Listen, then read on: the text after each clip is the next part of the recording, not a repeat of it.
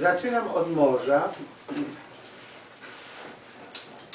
Opowiem Państwu o tym morzu, jak ja go słyszę, jak ja go widzę, bo z morzem trzeba też rozmawiać.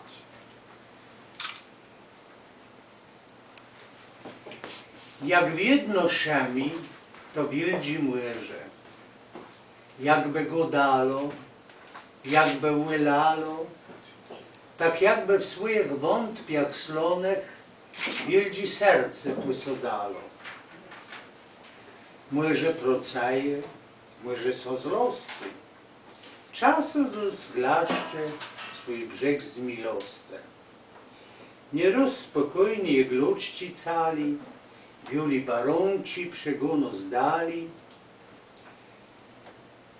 czasem są wzburzy, jak pieni srodze, to zus zamraci w zmącony łydze, to może spiewo, to są nadimo, łydemkną paszczą szerok rozimo.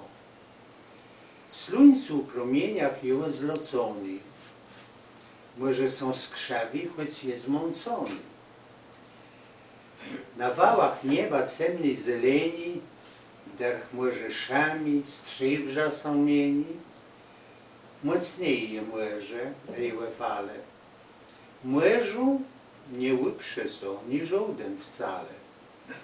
Czasem oddaje to, co zabierze, leno wiedno szami, ten szum to młyże. I tu bym Państwa prosił Pana operatora do małego przerywnika muzycznego.